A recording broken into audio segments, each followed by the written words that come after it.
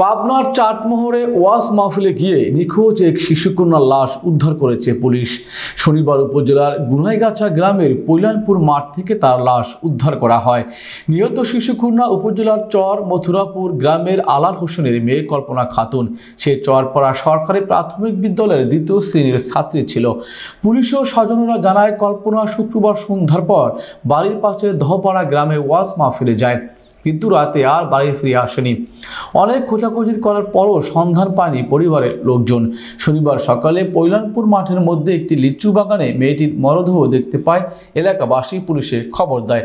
পরে পুলিশ ঘটনাস্থল থেকে তার লাশ উদ্ধার করে।